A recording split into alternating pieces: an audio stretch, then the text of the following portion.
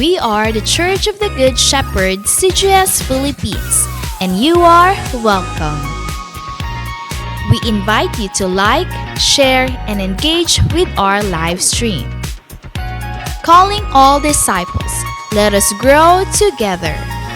Join our online classes and learn how to live and engage in our life class process. To all potential leaders of Christ, get involved in our School of Leaders 1, 2, and 3. Prayer is our weapon. Be part of our daily morning prayer every day at 5 o'clock. Corporate morning prayer via Zoom every first Friday of the month. In-person corporate prayer every last Monday of the month. Leaders of this generation, engage in our leaders meeting with our senior pastor, Pastor Rami Hinares Jr., every Tuesday at 7 p.m. Indeed, we are unstoppable, and the church is getting bigger. Again, we are the CGS Philippines, and we have the vision.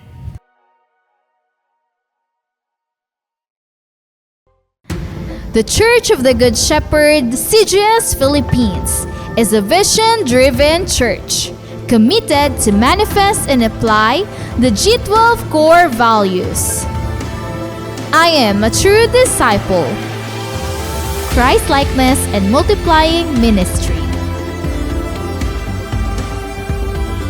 Caught by the vision.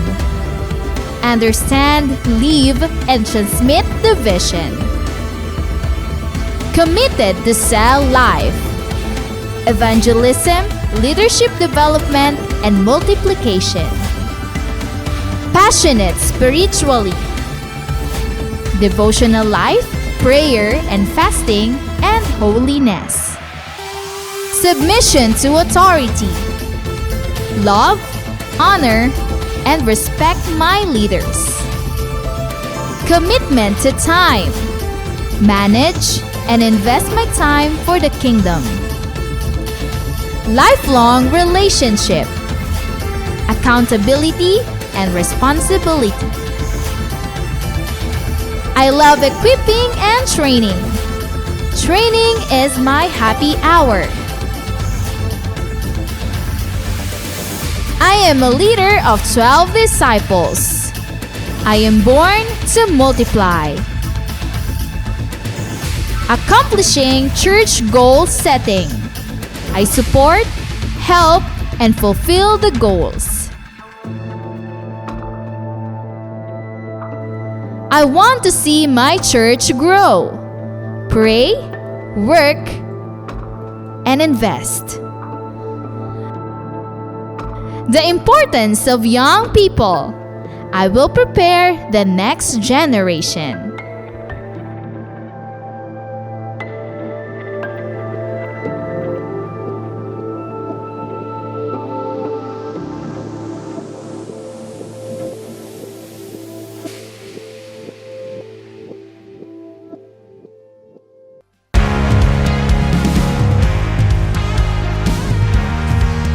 The Church of the Good Shepherd, CGS Philippines, is not just a building, but it is about people who embrace God's vision that lives its purpose, loving God and loving people. Previous years might be tough years due to the pandemic, but because of God's faithfulness to His church, the vision became even clearer and the calling of His disciples became louder. Through our online platforms, unexplainable breakthroughs become possible, and the church grows bigger and greater.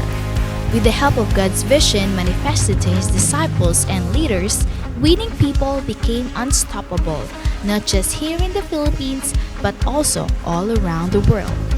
Disciples, leaders, and pastors in different churches became one in spirit to continue to rise up and expand the territory of God's kingdom. As we celebrate and worship the Lord, more than 1,000 disciples woke up early at 6 in the morning for our online simbahay. And to further develop them, more people were involved in the process of discipleship. First in life class, where they learned how to live a life according to the will of God. After life class, To continue the works of God's vision, disciples were trained and equipped through the School of Leaders 1, 2, and 3. Truly, God is faithful and He will not let the church stay ordinary. This year, as the vision goes further, some of the pastors and leaders began to go to the places reached by our online platform. Together with Pastor Rami and Pastor Adele, the church visited some places in the Philippines to connect and expand God's kingdom, the church, and His vision.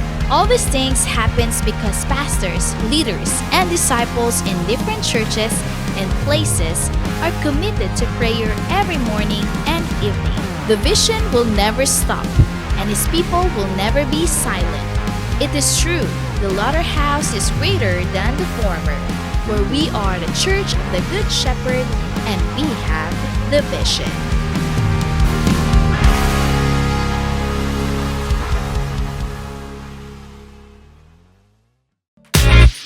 We are the Church of the Good Shepherd, CGS Philippines, and you are welcome. We invite you to like, share, and engage with our live stream. Calling all disciples, let us grow together. Join our online classes and learn how to live and engage in our life class process. To all potential leaders of Christ, get involved in our School of Leaders 1, 2, and 3. Prayer is our weapon. Be part of our daily morning prayer every day at 5 o'clock. Corporate morning prayer via Zoom every first Friday of the month. In-person corporate prayer every last Monday of the month. Leaders of this generation, engage in our leaders meeting with our senior pastor, Pastor Rami Hinares Jr., every Tuesday at 7 p.m. Indeed, we are unstoppable, and the church is getting bigger. Again, we are the CGS Philippines, and we have the vision.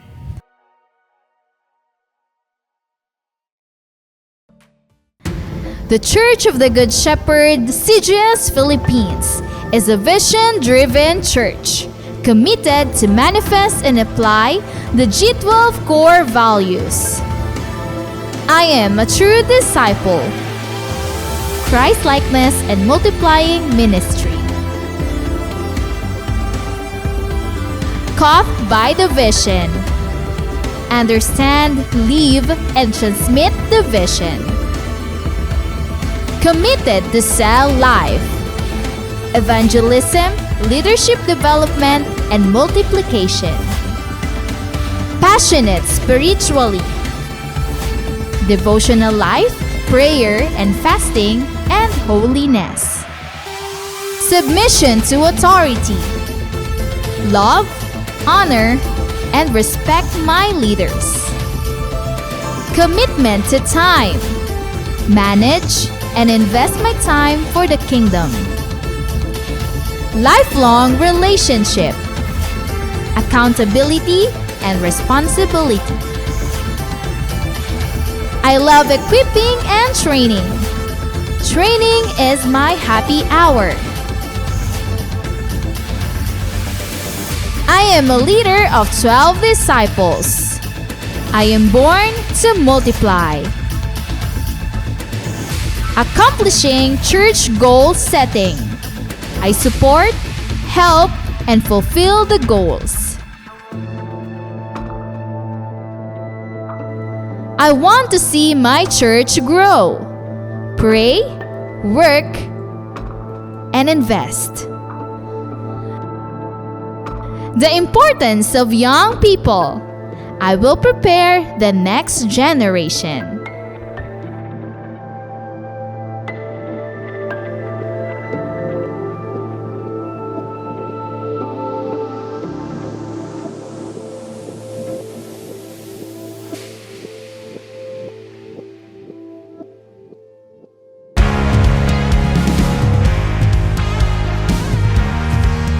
The Church of the Good Shepherd, CGS Philippines, is not just a building, but it is about people who embrace God's vision that lives its purpose, loving God and loving people. Previous years might be tough years due to the pandemic, but because of God's faithfulness to His church, the vision became even clearer and the calling of His disciples became louder. Through our online platforms, unexplainable breakthroughs become possible, and the church grows bigger and greater.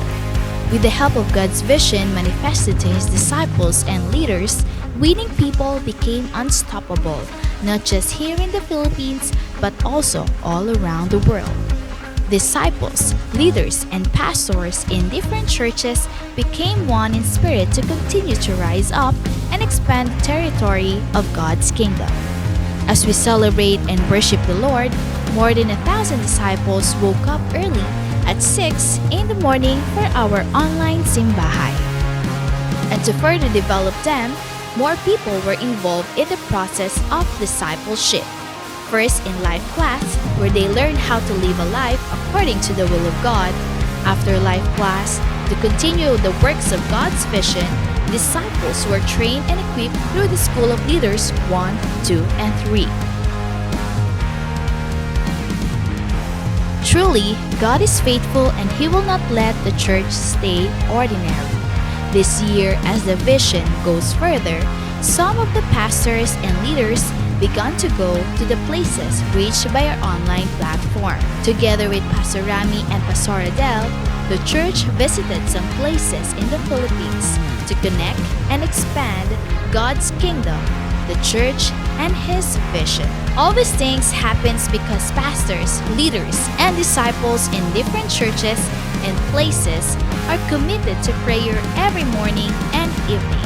The vision will never stop, and His people will never be silent. It is true, the latter house is greater than the former, where we are the church of the Good Shepherd and we have the vision.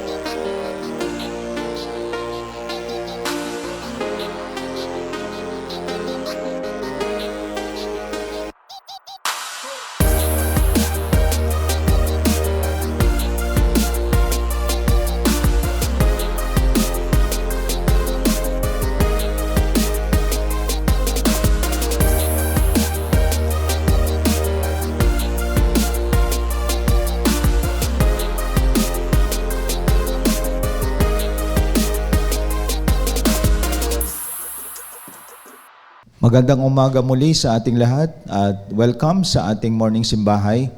Wini-welcome po natin lahat nating mga pastors, mga primary leaders, lahat nating mga disciples, mga disciplers, mga cell group members. Welcome po sa ating pagsamba sa Diyos na buhay sa oras na ito. Wini-welcome natin ang lahat ng naka-reside sa ibang bansa, abroad, at ganoon din nandito sa Luzon, Visayas at Mindanao. At ating wini-welcome din ang lahat ng mga nanay, mga tatay, mga invites, ang lahat ng mga pamilya na kasama sa ating pagpahalaga sa araw na ito na sambahin natin ang Diyos sa Espiritu at katotohanan. So again, welcome po sa lahat ng nandito ngayon sa ating regular simbahay every Sunday morning ng 6 o'clock. At sama-sama po nating dalhin ang ating mga sarili sa presensya ng Panginoon. Let us pray. Dakilang Diyos na makapangyarihan sa lahat, maraming salamat muli sa buhay na pinagkaloob mo sa amin. Salamat o Diyos sa paglingap mo sa amin sa mga nakalipas na araw at dalangin namin ikaw magpahayag sa amin sa umagang ito. Let your Spirit work, let your Spirit move sa aming kalagitnaan and speak to us, O God, even we're in different places, sa iba't ibang bansa, sa iba't ibang lugar. Ngunit ang iyong presensya ay hindi nalilimitahan. At patuloy ka nagbabago ng buhay. Patuloy ka nag-aayos ng buhay. Patuloy mo kaming ginagabayan sa isang landas na nais mo. I pray, minister to all your people today, O God, na sa kanilang mga tahanan. And I pray, ang mga salita mo ay magiging isang gabay namin sa buhay namin habang patuloy kaming naglilingkod sa iyo. Pinagkatiwala po namin sa iyong lahat sa dakilang pangalan ni Kristo Jesus. Amen and amen. Sama-sama po nating damhin ang salita ng Diyos sa pamagitan ng mga awitin.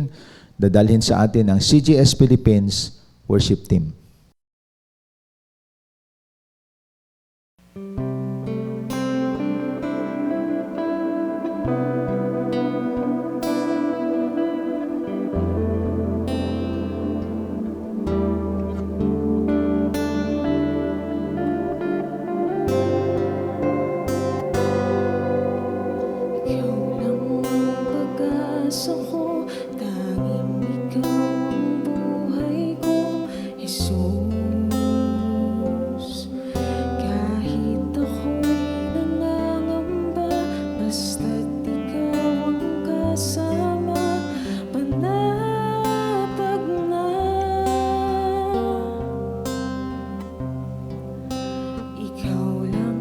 Sasambahin, paligid man ay magdilim.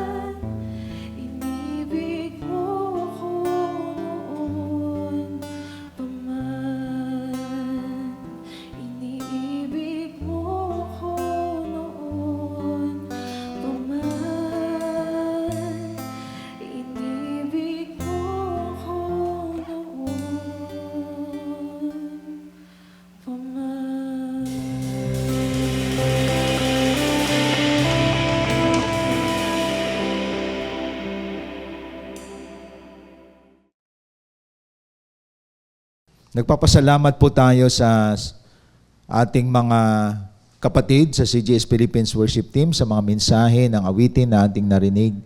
At sa oras na ito ang oras mo at ang oras ng Panginoon.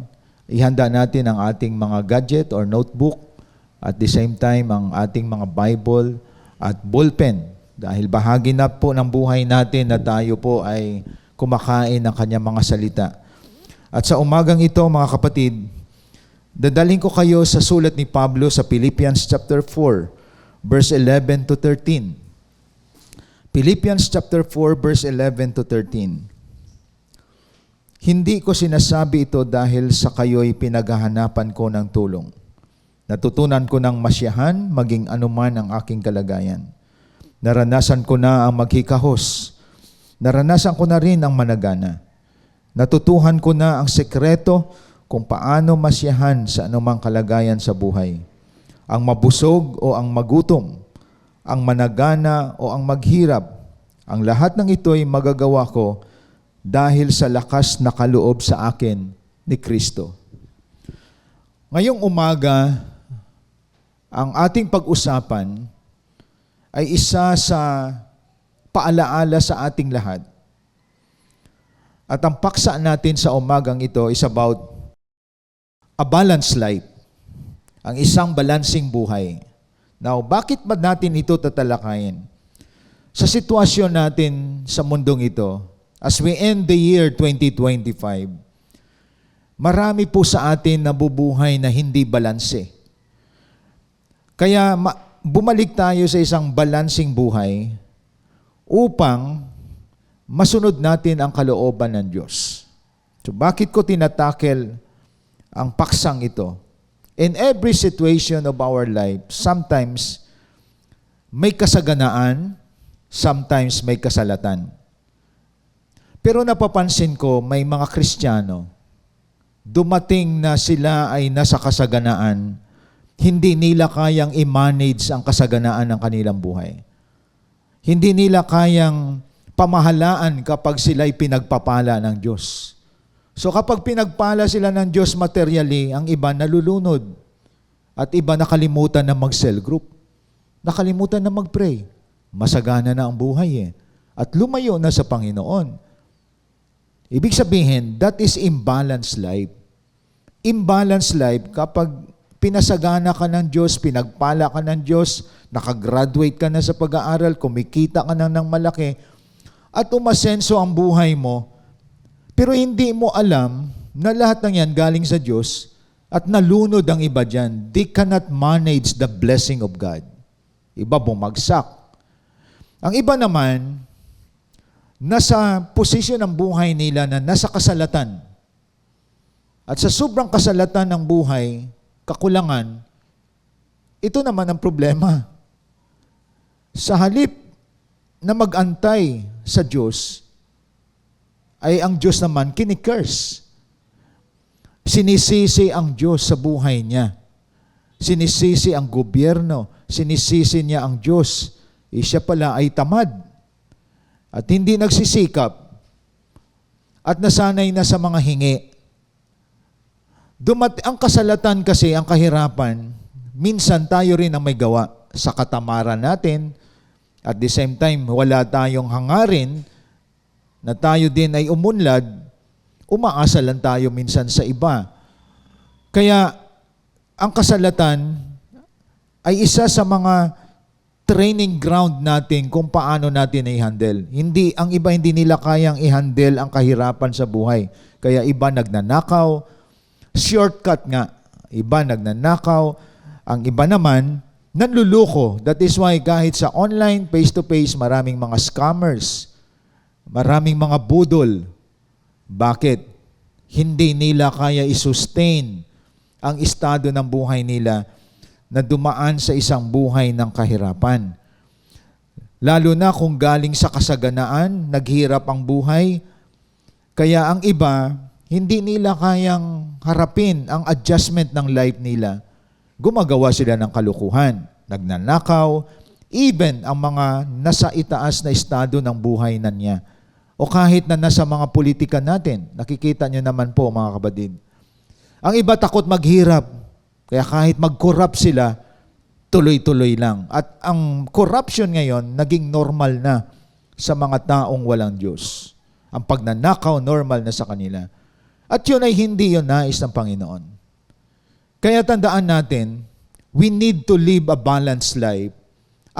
Pag sinabi balanced life, may kahirapan man o kasaganaan, sa Diyos ka pa din. Hindi ka dapat nagbabago ng momentum. Hindi mo dapat sinisisi ang Diyos kapag mahirap ka. At hindi mo rin nilalayo ang buhay mo kapag masagana ka. Ibig sabihin, you are not affected in any situation of your life. That is why we need to discuss this, mga kapatid. As disciple of the Lord Jesus Christ, we need to live a balanced life. At ano ba yung balanced life? Ang balanced life, number one, you are flexible. Pag sinabi nating flexible, you are stretchable. Ibig sabihin, you can adjust in any situation of life. Katulad ni Pablo, wag na tayo lumayo. Sa sinabi niya sa Philippians chapter 4, ang sabi niya sa verse 13, hindi ko sinasabi ito dahil sa pinaghanapan ko kayo ng tulong. Sabi ni Pablo, natutunan ko ng masyahan, maging anuman ang aking kalagayan. That is a flexible life. Anong man ang kalagayan ni Pablo, meron siyang acceptance. Naranasan ko ang maghikahos. Ibig sabihin, kinapos si Pablo, nawalan siya ni hindi marinig ang pagrereklamo niya. Naranasan ko na rin ang managana. Ibig sabihin, naranasan niya yung abundant life. Natutunan ko na ang sekreto kung paano masyahan sa anumang kalagayan ng buhay. So mapapansin natin dito, hindi trying hard si Paul. Ang iba kasi pag wala, nagpipretend na meron. Pansin niyo po, walang-wala na, at the same time, gusto pa ng kasiyahan sa buhay, nangungutang at hindi mabayaran ng utang kasi sa kapritsuhan sa buhay. At hindi yan ang tinuturo ng salita ng Diyos. Ibig sabihin, may kasabihan nga, matuto tayong mamaluktot kapag maiksi ang kumot. Ang ibig sabihin, gumastos ka lang ayon sa kinikita mo. Ibig sabihin, kung tayo nasa posisyon, lahat tayo dumaan ng kahirapan sa buhay. Huwag nating ipilit na umangat tayo na hindi pa panahon. May tinuturo ang Diyos sa atin na magdepende tayo sa Kanya, umasa tayo sa Kanya, matuto tayong magtrabaho, huwag tayo mangutang na hindi naman natin nababayaran. Minsan birthday, tuwang-tuwa naman tayo sa mga birthday. Yung palang birthday na yun, inutang, mga kapatid. Di po ba? So dapat, pag tayo po ay may mga fest sa ating pamilya, dapat anumang handaan yan, birthday man yan, o debo man yan, or anything na nangyaring celebration, reunion ng pamilya, hindi dapat ang mga pagkain ay inuutang para lang masabi na hindi kayo kawawa. Nakita niyo mga kapatid? So ibig sabihin, si Pablo may acceptance siya. Naranasan ko ang maghikahos, naranasan ko ang managana, natutunan ko ang sekreto kung paano masyahan sa anumang kalagayan sa buhay, ang mabusog o ang magutom, ang managana o maghirap. This is a perfect verse for a balanced life. Mga kapatid, ibig sabihin, any situation ng buhay mo, you accept it. May purpose si Lord. Kung ikaw ay nakaranas na walang-wala, salat, kulang, lalo kang lumapit sa Diyos, lalo kang mag-antay sa Panginoon. Pupwede si Lord, tinuturuan ka niya magsipag, huwag magnakaw. Tinuturuan ka ni Lord na magkaroon ng contentment sa buhay bilang kanyang disciple. And that is not permanent. Lahat naman tayo siguro naranasan natin dito na kinapos ka. Pero ngayon, sumagana buhay mo. And you can manage that. Ang iba naman, pag sumagana ang buhay, they cannot manage it. They cannot manage it. Nagyabang. As if sila, by their own skills or sipag, nagyabang, nagmamalaki. Kapag iba pinasagaan, hindi na nagpipray kay Lord. Kaya binabalik ni Lord sa dati din. Ang iba naman, mahirap na reklamador pa. So hindi rin sila inaangat ng Diyos. Si Pablo, sabi niya, naranasan niyang mabusog o magutom ang masagana o managan at maghirap. Pero ito yung sikreto ni Paul. I can do all things through Christ who strengthens me. Hindi siya affected, mga kapatid. Kaya tayo minsan pinapatakbo natin ang buhay natin based sa mga material things. Hindi ganon. Dapat ang buhay natin pinapatakbo ayon sa layunin ng Diyos, ayon sa purpose ng Diyos, at ayon sa vision na binigay sa atin ng Panginoon. Ako nakikita ko, lahat ng provision galing sa langit yan. Kayon, pag hindi ka marunong mag-manage nito, pag pinasagana ka, kaya iba kapag mahirap ang kalagayan, takot din ang iba bumalik sa dati, kaya may korupsyon. Takot maghirap, nangungurap. Kasi walang Diyos ang buhay. Even na ikaw ay matalino, magaling, at nakikita natin yan, mga top heads natin, nag-aaway tungkol dyan. Lalo na sa arena ng politika, nakita po natin mga kapatid. Pero ngayon tayo, sa konteksto ngayon to ng ating pagsunod sa Diyos, tayong mga nakakilala sa Panginoon, we need to have a balanced life, mga kapatid. At ito si Pablo, nakikita niya. Kaya hindi tama sa mga naririnig natin sometimes, para iba lang ay umangat, umansinso sa buhay, may kasabihan, kapit sa patalim. So pag sinabi mo kapit sa patalim, masusugatan ka. Pwede kang umangat, umasinso, pero sugatan ka. Kasi kapit sa patalim. Ibig sabihin, ang iba, lalo na may mga babae, may mga babae na nasa middle age, maraming kapritso sa buhay, kapit sa patalim. Ibig sabihin, binibenta nila ang sarili nila. No? Pumapasok sila sa mga bawal na relasyon. That is kapit sa patalim. Kahit sa ikakapahamak nila.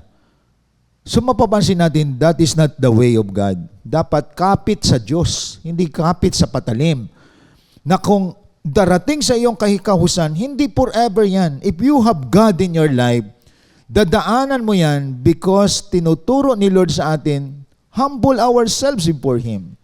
Kasi kapag maraming kapritsuhan sa buhay ang isang tao, they don't live a simple life para lang matugunan ang mga needs niya sa kanyang physical na katawan, sa kanyang mga pleasure sa buhay, nagnanakaw, kumakapit sa patalim, nanluloko, nag-scam. At that is not the plan of God in us, mga kapatid. Ako naniniwala ako, hindi pababayaan ng Diyos ang kanyang mga anak. Dumating man sa iyo ang kasalatan o kasaganaan. Tingnan po natin ang sinasabi ng banal na kasulatan sa Psalms 37 verse 25. Mga awit 37 verse 25. Anong sabi dito sa awit? 37 verse 25. Ito ay isang observation ni David. Mula pagkabata't ngayong tumanda na, sa tanang buhay ko'y walang nabalita na sa taong tapat ang Diyos nagpabaya. So sa observation ni King David, nung bata siya hanggang sa siya ay nagka-matured, wala pa rin siyang nakita na ang Diyos nagpabaya sa mga taong tapat. Mararanasan mo lang ang gutom, ang kahikahusan, ang kawalan permanently kapag hindi ka tapat sa Diyos. Pero sabi ni David, sa taong tapat, wala akong nabalita na ang Diyos nagpabaya o ang anak niya ay naging hampas lupa. Di ba? Pag sinabi hampas lupa, talagang said ka. No? Kulang na lang kainin mo yung mga panis. Wala pang mga anak ng Diyos na kumakain ng mga panis na pagkain. Hindi i-allow ni Lord yun dahil anak ka ng Diyos. Minsan sa ating, lalo na sa season ngayon, ang iba gumagawa ng illegal practices para lang mayroon sila masabing meron.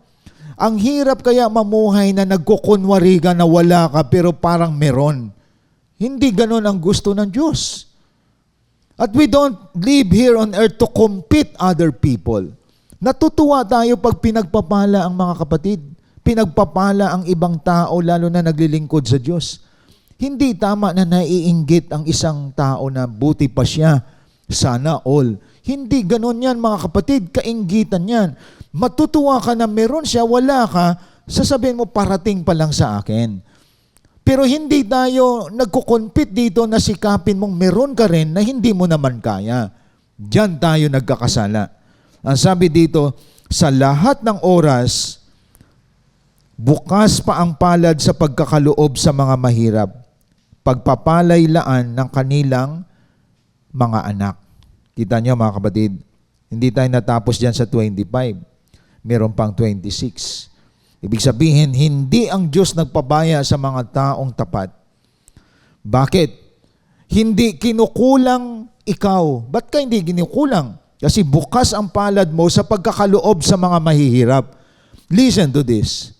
Ang nakalimutan ng iba, akala niya ang pagpapala sa kanya lang. Tandaan niyo to. Pag pinagpala ka, ibig sabihin, maging channel of blessing ka sa iba. Kung may bagong sasakyan ka, o hindi man bago yan, ginagamit mo sa gawain ng Diyos.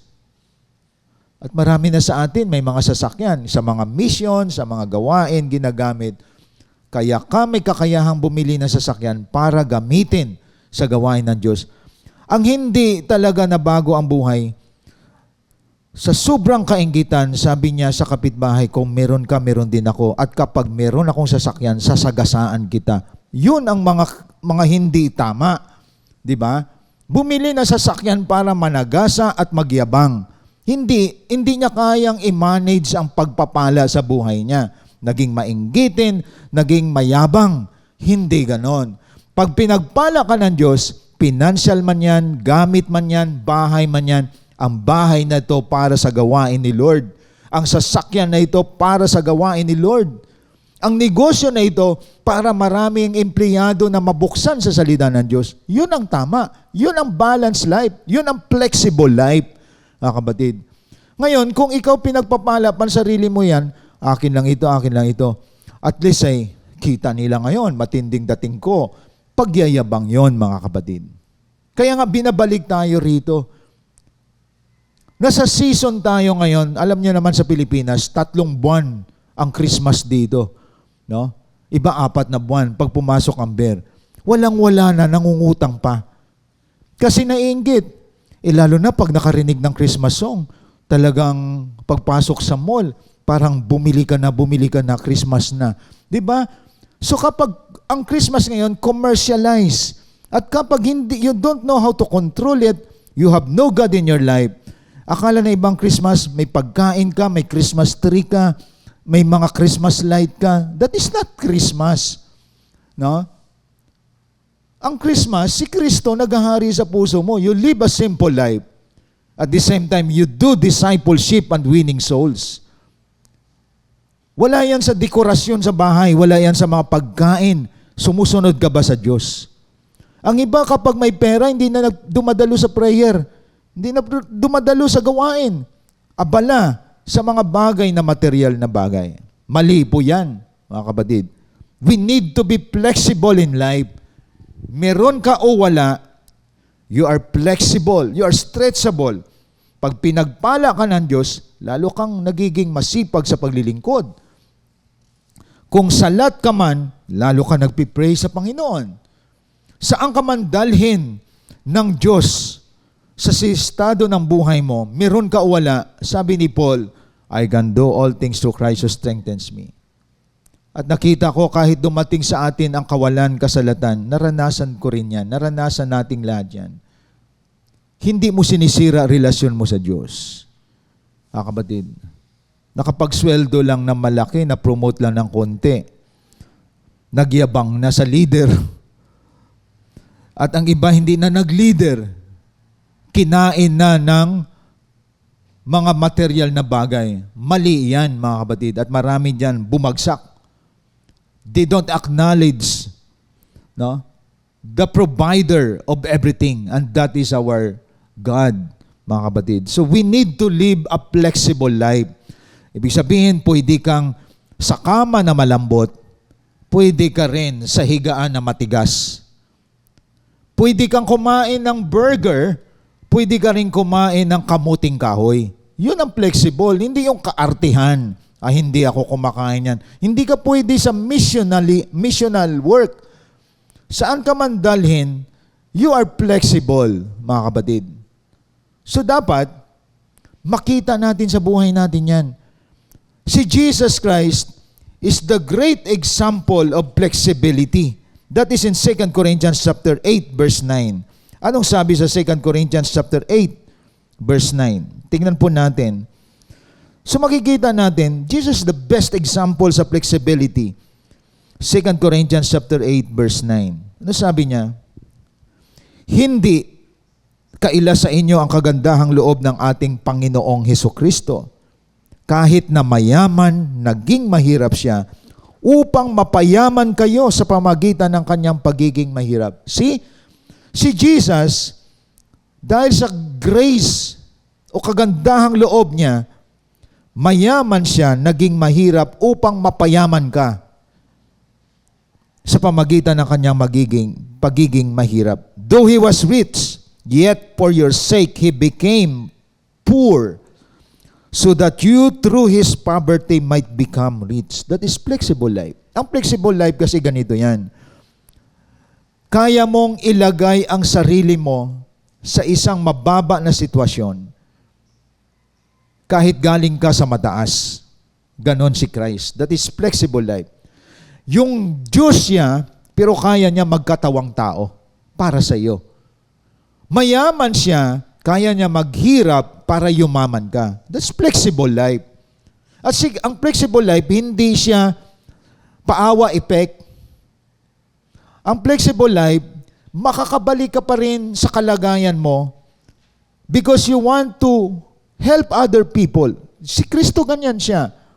Hindi naman nawala ang pagka-Diyos niya. Nagkatawang tao siya, alang-alang sa atin, mga kapatid. Para maayos, maligtas tayo, mabago buhay natin. Jesus lives a flexible life. Kaya Diyos siya na nagkatawang tao. Ngunit hindi nawala ang kanyang pagka-Diyos. Para lamang tayo ay magkaroon ng assurance of salvation. Magkaroon tayo ng maayos na pamumuhay, mga kapatid. So yun dapat ang makita sa atin. No? You know how to accept any situation in life. Second, ito magkapatid to ng flexible. The second one, a balanced life, is that you are adaptable. So pag sinabing adaptable, you can adapt any culture and way of life without any kaartihan. Hindi ka maarte, mga kapatid. So ibig sabihin, adaptable ka, ano man ang kultura na mapupuntahan mo. Kasi nasa missional stage tayo. Hindi tama na ang church nag-i-enjoy lang sa loob, walang missional mindset. Dapat if we win soul, we disciple people. Pag sinabi missional, we go out. At sa different places na napupuntahan natin, different culture, you can accept that situation. Ibig sabihin, mayroon kang adaptability, mga kapatid. Ano po? At yun ay mapapansin natin na nakita natin yan doon sa binasa natin kanina, di po ba? Doon sa sinabi sa Korinto na kung saan si Jesus dumayaman, siya ay nagiging mahirap para ikaw ay yumaman. Ganon ang ating Diyos na buhay. Kaya papansinin natin, mga kapatid, ano yung adaptability para maintindihan natin, para makuha natin. This is a very, masasabi nating, perfect verse for adaptability sa buhay ni Job. In Job chapter 1, 21 to 22. Tingnan po natin sa Tagalog.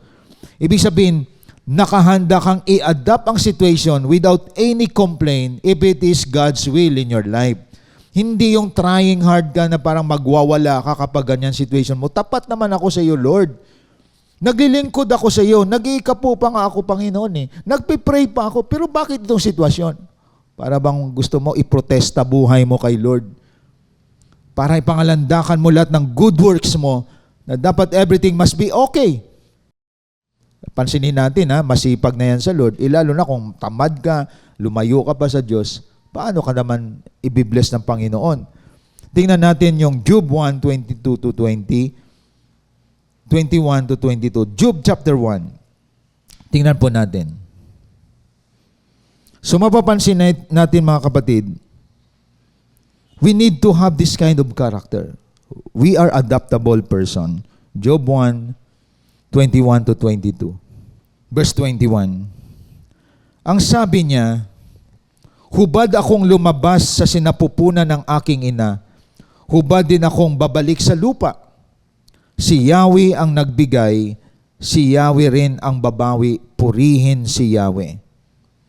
Sa kabila ng mga pangyayaring ito, hindi niya sinisi ang Diyos, kaya't hindi siya nagkasala laban sa Kanya. Saan ka ba nakakita? Sunod-sunod na dilubyo dumating sa buhay mo. No? Nawala ang mga alaga mong mga hayop, namatay ang mga anak mo, mga property mo ninakaw, property mo nasunog. Sunod-sunod yun mga kapatid. Ang sabi ni Job, hubad akong lumabas sa sinapupunan ng aking ina, hubad din akong babalik sa lupa. Kung bagagaling siya sa isang mayamang buhay, nawalan siya kundi sarili na lamang niyang inaiwan. Ultimo, pamilya niya nawala, mga anak niya. Mga kapatid, biro mo, yan ang mahirap sa mga mayayaman. Kapag walang Diyos yan, magpakamatay na lang yan. Pero pag may Diyos ka, si Job, bumalik siya sa kanyang tinatawag high view of God. Lahat galing sa Diyos. Kaya niyang tanggalin sa akin ito. At itong sinabi niya, ang Diyos ang nagbigay, ang Diyos din ang babawi. Kita nyo? Ang iba sisisihin ang Diyos niyan. Panginoon, ganito ako, tapat ako, Panginoon, ginawa ko. Hindi ganun si Job. It's all yours, O God. I can accept everything. Kung babawiin mo lahat ang nasa akin, hubad akong dumating, hubad din akong aalis. Grabing a balanced life yun, mga kapatid. At si Job, lalo siyang naging marubdob sa paglapit niya sa Lord. Kita nyo? Ito pa. Bagsak na nga si Job, dapat nag-i-encourage siyang mga misis Ito mga misis na to, nagsusulsul pa, nalayuan ng Diyos. Kaya kayong mga pasalamat kayong mga misis kung ang inyong mga asawa ay nasa Diyos. At kayong mga lalaki din, mag-isip-isip kayo, yung mga single, mag-isip-isip kayo, maghanap kayo ng babae na pag nawalan kayo, i-encourage ka pa niyang lumapit sa Diyos. Huwag niyong hanapin ang babae na katulad ng asawa ni Job. Tingnan ninyo. Anong sabi dito sa Job chapter 2, verse 9 and 10? Siguro wala na siyang pang make-up, wala na siyang pang salon, mahirap na sila, High maintenance ang asawa ni Job, mga kapatid. Wala na siyang pang-rebound. Balita nyo ba, pinatay yung lalaki dahil walang pang-rebound ang misis? Matindi. Di po ba? Ito, yon ang espiritu ng asawa ni Job. Kaya hanapin yung mga babae na live a simple life, hindi high maintenance sa mga babae. Di ba? Yung magastos. Mga simpleng babae, hanapin nyo yung mga disciple na simpleng babae. Huwag niyo hanapin yung bili mo ko niyan, bili mo ako niyan, mga kapatid. Ano sabi sa Job chapter 2, verse 9 and 10? Sabi ni Mrs. Job, sinabi ng kanyang asawa, manatili ka pa bang matuwid? Sumpain mo ang Diyos at nang mamatay ka na. Grabe namang misis ito, di ba? Nung nagkahirap-hirap na buhay nila, sabi niya, sumpain mo ng Diyos mo at mamatay ka na rin. Siguro nung masagana sila, talagang nakataas pang kamay magpuri ni Mrs. Job. At talagang puring-puri sa Diyos. Inalaw ni Lord para lumabas ang kulay niya. Alam niyo, minsan, inaalaw ni Lord na bumagsak, maghirap tayo para lumabas ang totoong kulay natin. Naglilingkod ka lang kasi masagana buhay mo. Naglilingkod ka lang kasi will provided everything sa buhay mo. Paano kapag tinanggal ng Lord yan? Baka maging katulad ka ni Mrs. Job. Sumpain mo ang Diyos at mamatay ka na. Grabe, di ba mga kapatid? Wala siyang proper foundation about God. She cannot adapt the situation in life. So we need to be adaptable. Ang mahirap yung nasa taas biglang bumagsak. Meron namang galing sa baba, biglang tumaas, pinagpala, pinasagana, nagyabang naman. They cannot handle the blessing well. Ang iba naman, they cannot handle poverty in life. They don't know how to balance their life. Kasi may butas, walang Diyos ang buhay. At ito ngayon ang asawa ni Job. Ang sagot ni Job, ang maganda lalaki may prinsipyo sa buhay. Biro mo, yung asawa mo, pinapalayo ka sa Panginoon. Yun ang ingatan natin, no? Ito bang mapapangasawa ko kapag maghirap kami, lalo kami lumapit sa Diyos? O itong asawa ko ay, pag naghirap kami, pasimunob din ito na lalayo ako sa Lord. Buti na lang si Job, meron siyang pundasyon. Anong sabi dito? Verse 10. Ang sagot ni Job, hindi mo naintindihan ang iyong sinasabi. Pagpapala lang ba ang tatanggapin mo sa Diyos? Hindi ba natin tatanggapin kung bigyan niya tayo ng pagdurusa? Sa kabila ng kanyang paghihirap, hindi nagsalita si Job ng laban sa Diyos. Kita niyo mga kapatid? Ibig sabihin, si Job may doon siyang tinatawag na sound mind. Kahit napaka-unsound ng wife niya. Kahit ang asawa niya toxic. Kaya tandaan ninyo mga kapatid, iluhod yung mga asawa niyo kung yan ay mga material girl. Di ba? Mga material girl ang mga wife ninyo. No? Di ba? Kaya mga material girl yung hindi kailangan gustong bilhin. Ayan. Wala nang makain pero yung mga binibili hindi para sa bahay nila. Mga materialistic ladies yan. So sabi ni Job, pagpapala lang ba tatanggapin mo sa Diyos? Tama. Ang totoong disciple, may blessing o wala, yes Lord ka pa din. Ang totoong mga disciple, kasalatan o kahirapan o kasaganaan, hindi ka bibitaw sa Lord. Sabi ni Job, hindi ba natin tatanggapin kung bigyan niya tayo ng pagdurusa? Sa kabila ng kanyang paghihirap, hindi nagsalita si Job ng laban sa Diyos. Praise the Lord. Ito yung balanced life. Ang balanced life, wala kang sasabihing any curse sa Lord. Meron ka man o wala. May sakit ka man o malusog. Iba kasi, dinapuan lang ng sakit, tinatanong na ang Panginoon. Tayo minsan ang naging dahilan ng mga sakit natin. Pero hindi ka nagko-question sa Lord. Yun ang balanced life. Magkasakit ka man, matagal kang gumaling, huwag ka mag-demand sa Lord dahil may tinuturo siya sa iyo. At hindi permanente ang mga sakit natin. Tinuturuan tayo ng Diyos na lalong umasa, sumandal, at matutong magpasalamat sa Kanya. Sabi ni Paul, in everything give thanks, for this is the will of God. Kahit siya'y ginagapos ng kadina sa loob ng bilangguan.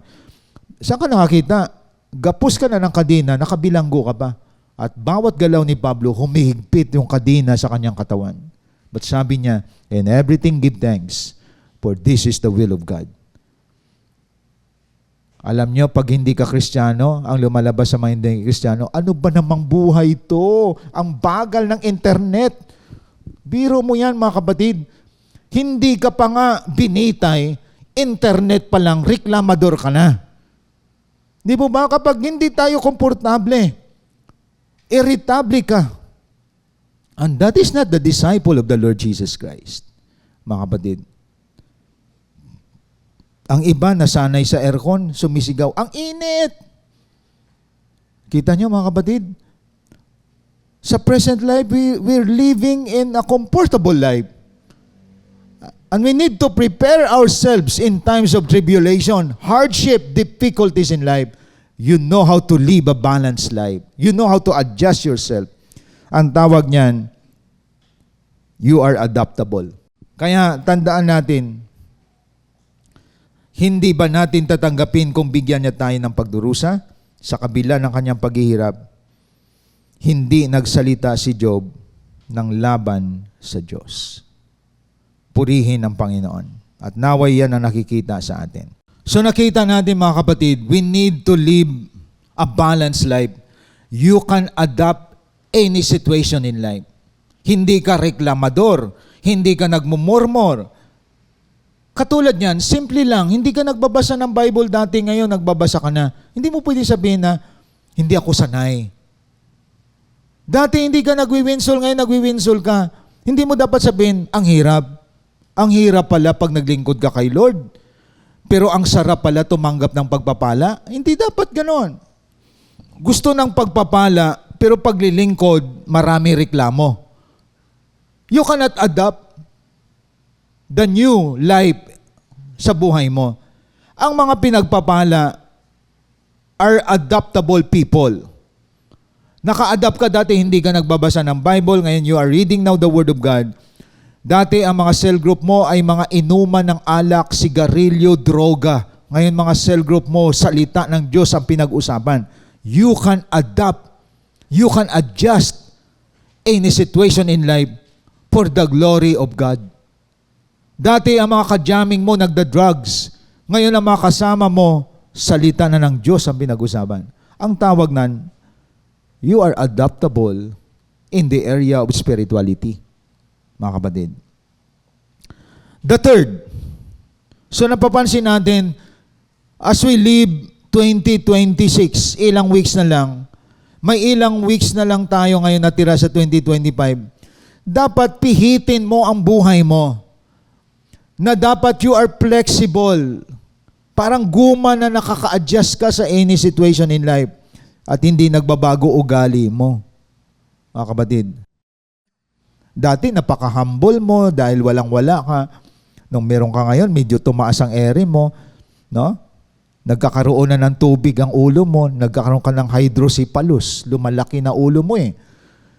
Naging mayabang na at hindi nais ng Diyos yun, mga kapatid. Hindi ka dapat nagbabago. Nakaapa ka pa rin sa lupa, meron ka pa rin pagrespeto sa kapwa, at nandoon pa rin sa iyo ang pagpakababa higit sa lahat sa Panginoon. Huwag malunod sa pagpapala. Lalong laliman ang prayer life, lalong laliman ang devotional life. Huwag tumaas ang pleasures in life, kalayawan sa buhay, because you have everything na. Hindi ganon.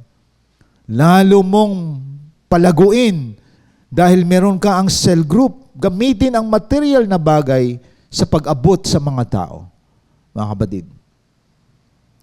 So, the third part, you are not only adaptable, but you are responsible. Nakita niyo mga kapatid? Came from the word respond. Alam niyo bang responsible? Nakita ko, dito nanggaling ang salitang response. Pag sinabi responsible, you know how to respond well in any situation. Tumutugon ka sa mga klase ng problema and you take it as your responsibility. Hindi ka nagko-complain, hindi ka nagrereklamo, hindi ka nahihirapan. Iba kasi hirap naman nito maglingkod sa Lord. Kailangan pa bang magiging disciple? Kailangan pa bang maging leader? Pero yung nagsasalita na yan, gusto niya puro pagpapala. Kaya puro sa reklamo. Tandaan natin, ang irresponsabling tao, wala kayong maasahan yan. Irresponsable sa pamilya, irresponsable sa paglilingkod. Online na nga, late pa. Papasok sa work, gusto i-promote, absent naman palagi. Saan ka nakakita? Gusto mo ng promotion? No? Gusto mo ng promotion, gusto mo ng title, absent ka palagi sa work, hindi ka naman efficient sa work. And that is not a good testimony. Tandaan natin, a balanced life, you live a responsible life. You are responsible. Kumbaga, hindi ka magagalitin, hindi ka malungkutin o hindi ka nabibigo agad kung may nangyayari sa buhay mo na you cannot accept it. Like for example, ang responsible na tao, kahit mahirap, kahit may difficulties, walang complain, walang angry bird, hindi nagagalit agad-agad. Bakit? Responsible siya. Ibig sabihin, he knows how to respond well. Sa halip na magalit, may kahinahunan. Sa halip na magkaroon siya ng reklamo, meron siyang tinatawag na stretchable life na may patience siya. Ang responsible na tao, mapagpasensya yan, mga kapatid. Hindi nagko-complain. Hindi naninisi ng mali ng iba. Alam niyo ba ang mga immature na tao, pag may kapalpakan siya, ituturo niya ang church. Ituturo niya leader niya. Ituturo niya ang kanyang mga magulang. Nasira ang buhay ko dahil sa parents ko eh. Natisod ako dahil sa church eh. Ang tawag niyan, mga kapatid, mga immature people. Sa kanyang kapalpakan, iba ang kanyang sinisisi.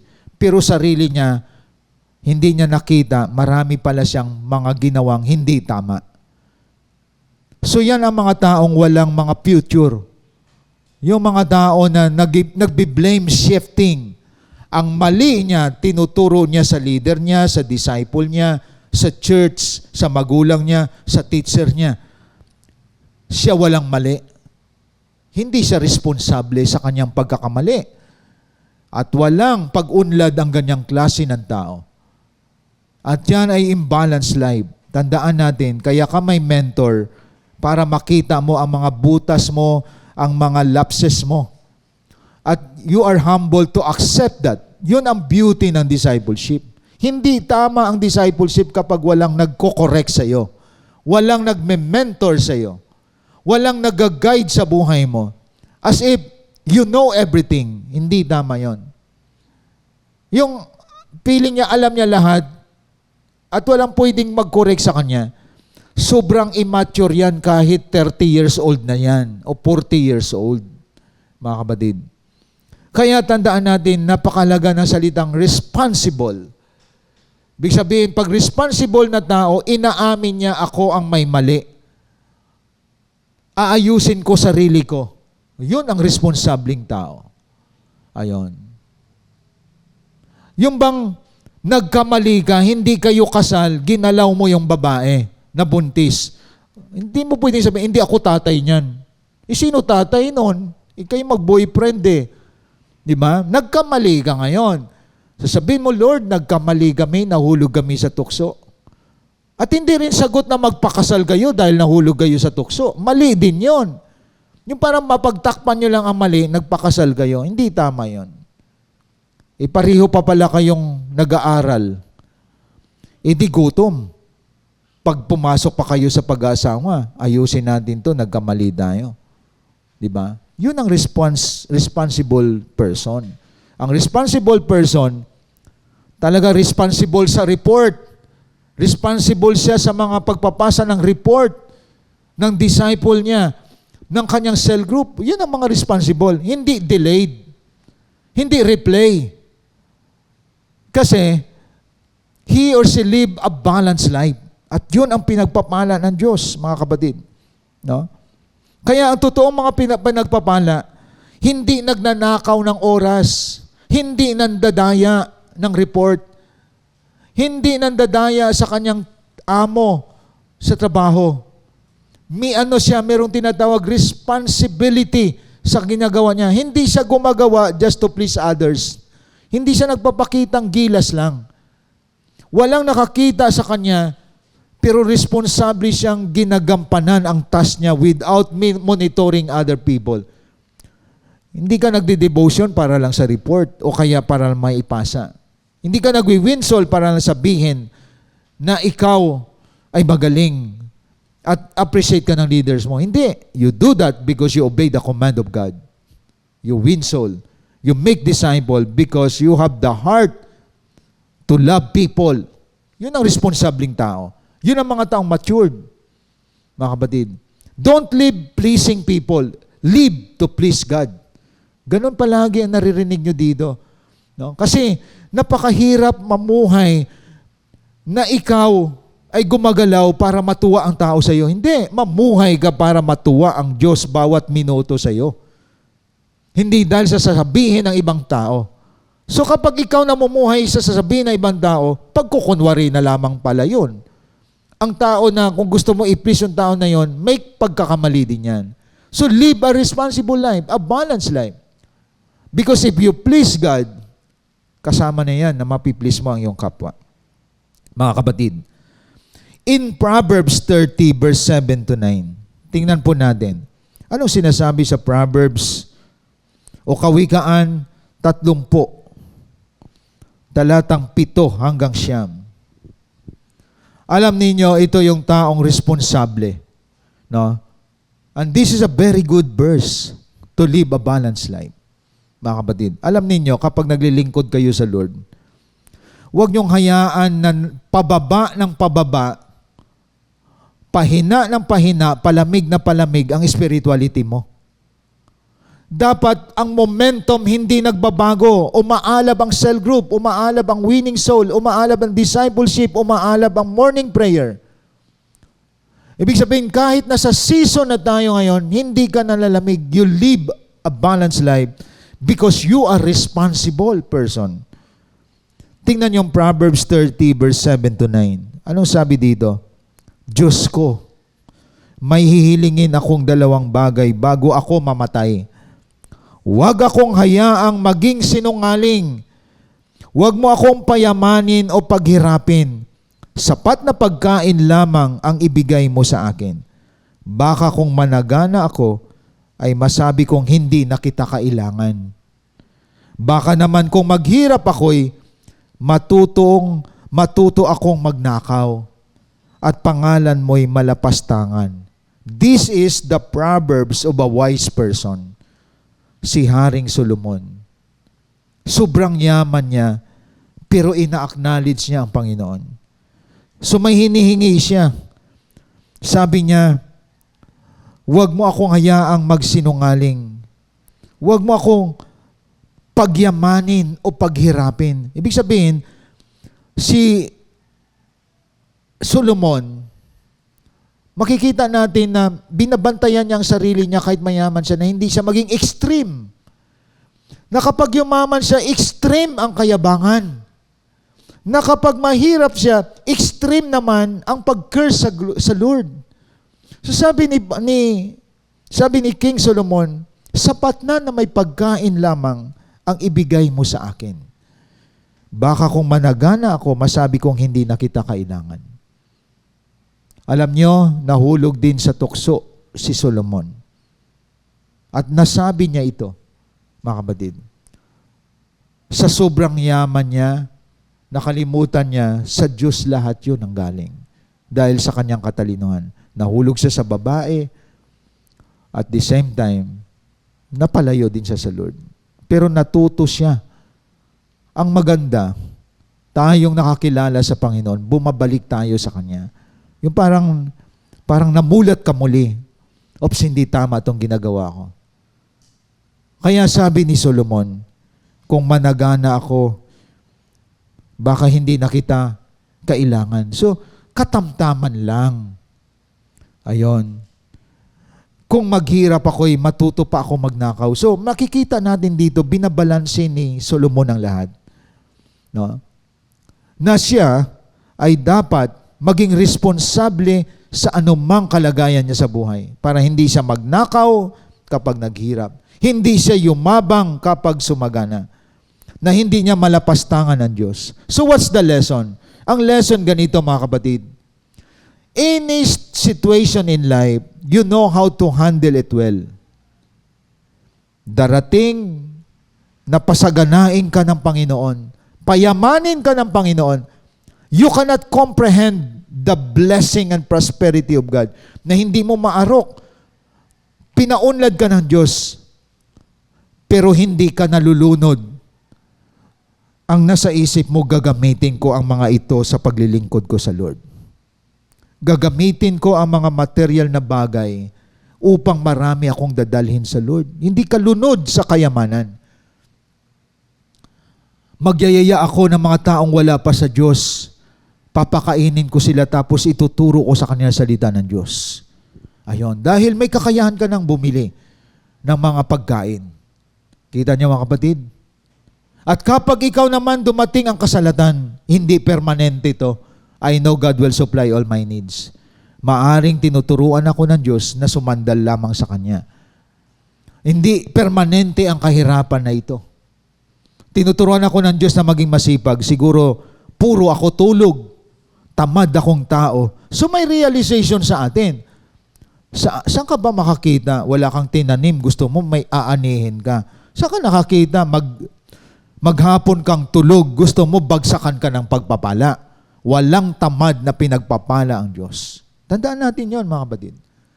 So you need to be responsible to yourself. That is a balanced life. At yan ang nais kong iwan sa ating lahat ngayong umaga. Hindi pa huli ang lahat. Live a balanced life. Kung nagtatrabaho ka ng matindi, nagtatrabaho ka rin ng matindi sa kaharian ng Diyos. Kaya pinapalakpakan ko, natutuwa ako talaga sa mga tao sa CGS Philippines. May mga nanay dito, 8 hours ang trabaho, puyat pa, may anak pa. Pero matindi naman ang mga cell group na na-develop, may mga disciple, may mga leaders. Yun ang balanced life. Ang iba hindi na naglilingkod sa Diyos, ang kapal pa ng mukhang humingi sa Diyos. Hindi na nga naglingkod sa Diyos, iniwanan ang gawain, dami reklamo. Pag may problema sa pamilya, bumabalik ulit sa Diyos, hanapin ulit ang leader. Tapos pag maayos ang buhay, balik na naman. Busy daw siya, maraming ginagawa. Ay hindi yan balanced life. Imbalanced life yon. Nagtitake advantage ka sa gawain ng Diyos. Merong ganyang mga tao. Lumalapit lamang sa Diyos kapag may problema sa asawa, may problema sa anak, nawala ng trabaho. Pag pinasagana na naman, napalayo na naman sa Lord. Nakita niyo mga kapatid? Ang iba naman walang-wala na, nagpipretend pa rin na meron. Kasi hindi naging totoo sa paglapit sa Panginoon. Hindi naging totoo sa leader. So naway ngayong umaga nakikita niyo mga kapatid, live a balanced life. Tandaan natin, ang tao na responsable, una, sa Diyos siya nananangan. At tinatanggap niya ang kanyang mga mistakes. Hindi niya biniblame ang ibang tao.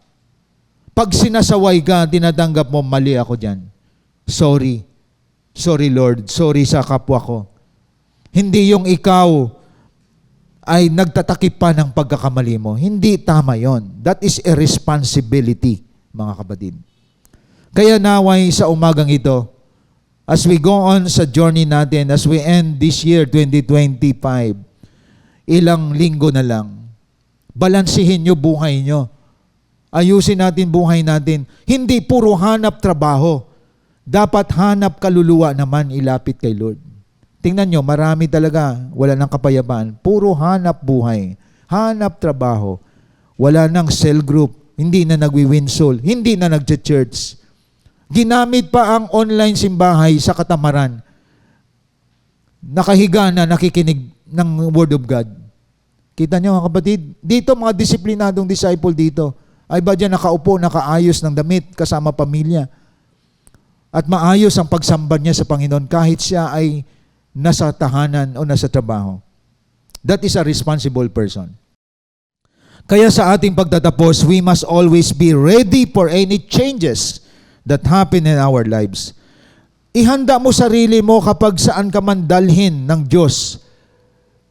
Iangat ka ng Lord o maranasan mo ng ang kahirapan, ready for any changes that happen in our lives.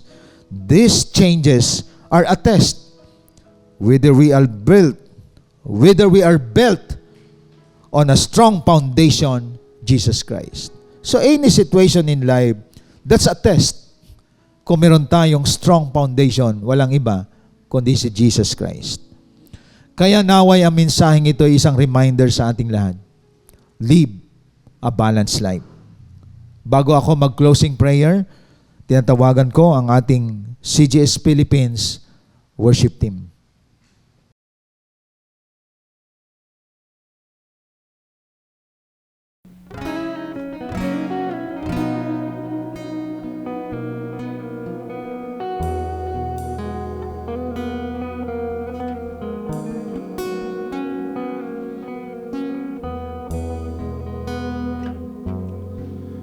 O Diyos, sa kabutihan mo, ako'y naririto upang magpuri sa iyo.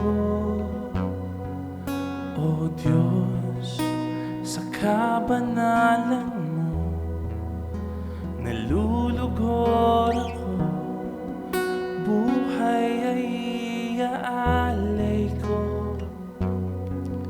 O Diyos, sa kabutihan mo, ako'y naririto upang magpuri sa iyo. O Diyos, sa kabanalan mo, nalulugod ako, buhay ay iaalay ko. Ikaw lamang ang nagtiwala sa akin, O Diyos, di kita bibiguin. Magtatapat sa'yo, maglilingkod ako, O Diyos, kay buti mo.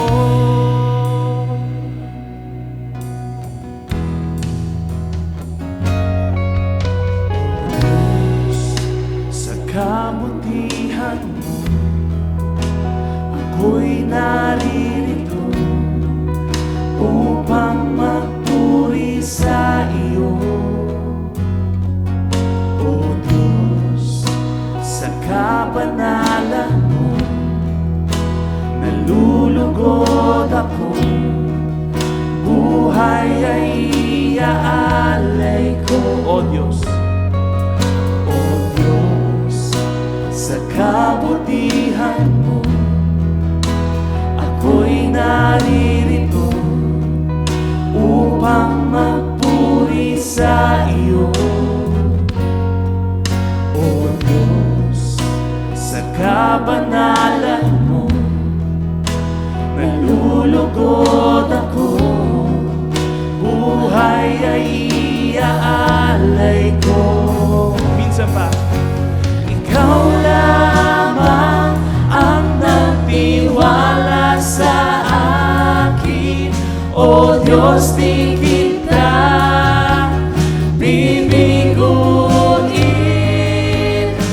Magtatapat sa'yo, maglilingkod ako, O Diyos, kay buti mo.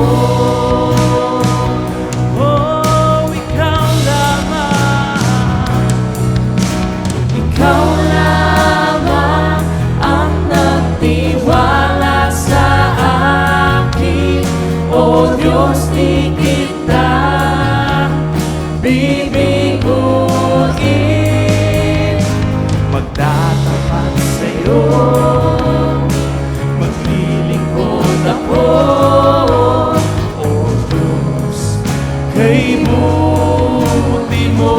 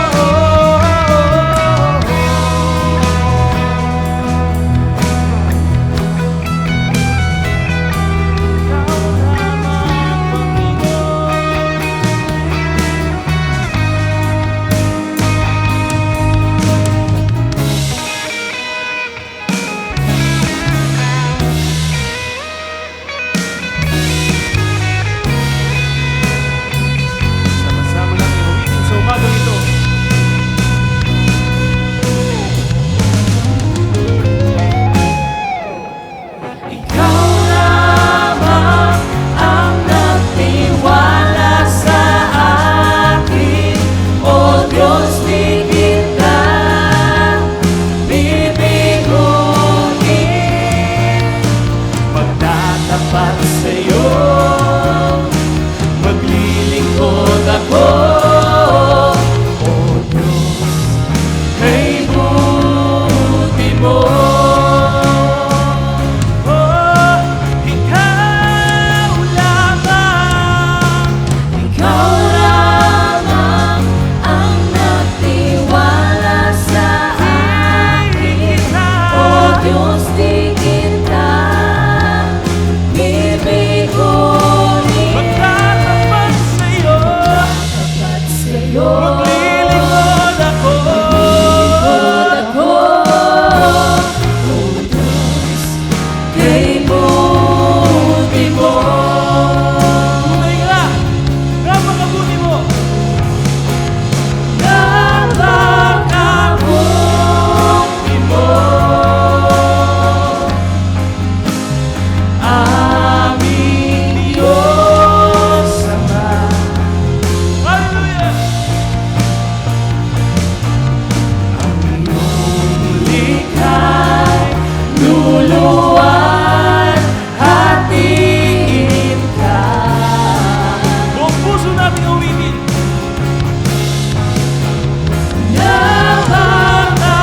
Napakabuti mo. Di ka nagbabago.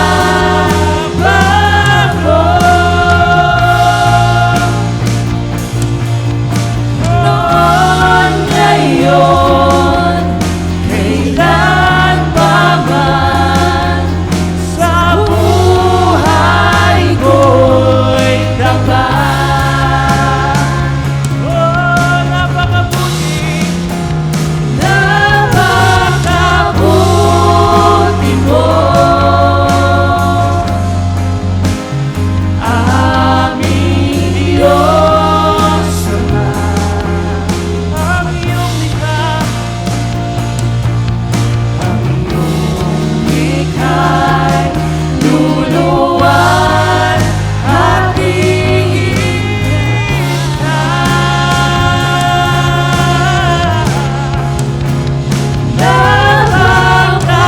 Napakabuti mo. Di ka nagbabago.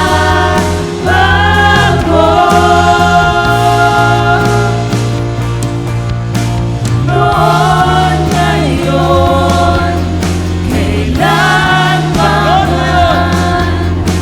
Noon, ngayon, kailan pa man. Noon, ngayon, kailan pa man. Sa buhay ko'y tapat.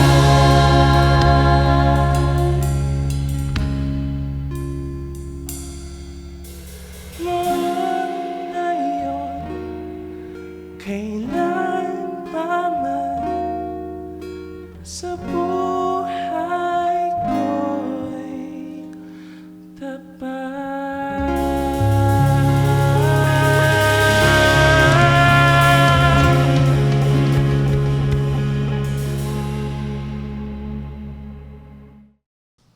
Let us pray. Maraming salamat sa palaala mo sa amin, Panginoon. Marami ngayon, walang tamang balanse ang buhay. Nalunod sa pagpapala. Hindi kayang i-manage sa mga blessing mula sa iyo. Marami naman, Panginoon, kinikurse ang pangalan mo sa sitwasyon ng kasalatan, kahirapan ng buhay. I pray, restore all of us, O God, today, na all of us will not be affected in anything, material things, O God. Hindi kami maapektuhan nito. Bagkos lalo naming ayusin ang aming spiritual life. If we have material things, we will value the spiritual things. Na hindi magbabago ang momentum namin ng winning soul, making disciple, reaching people. At the same time, O God, mag-undergo kami ng mga mentoring, mag-undergo kami ng process. Though ang ilan may mga trabaho, hanap buhay, at sila'y naging mabuting patotoo, Panginoon. May pamilya sila at marami silang ginagawang trabaho para sa pamilya nila pero hindi nila pinabayaan ang paglilingkod sa iyo. Yan ang buhay na balanse, Panginoon. Dahil we believe Everything came from you. Galing sa iyo ang lahat, O Diyos. Walang ano man kaming dala, kundi ikaw ang nagbigay ng anumang meron kami, talento man yan, skills man yan, yaman man yan, o ano man, sa iyo lahat yan, O Diyos. I pray na mensaheng ito'y isang gabay sa buhay namin to live a balanced life. Blessing upon blessing to all of us today. In the name of the Father, the Son, Jesus Christ, and the Holy Spirit. Amen and amen. Thank you and God bless po sa ating lahat.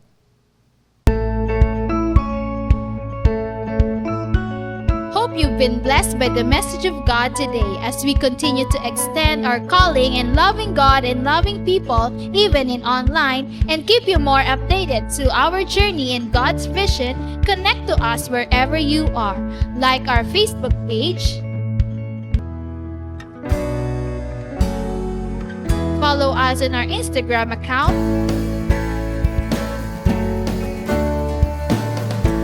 and subscribe to our YouTube channel. Be a blessing and always be updated. Are you blessed? Now it's time for you to become a blessing online by sending stars to support our local church and take part in our lot project. And be a cheerful giver through sending your tithes and offering to our GCash account.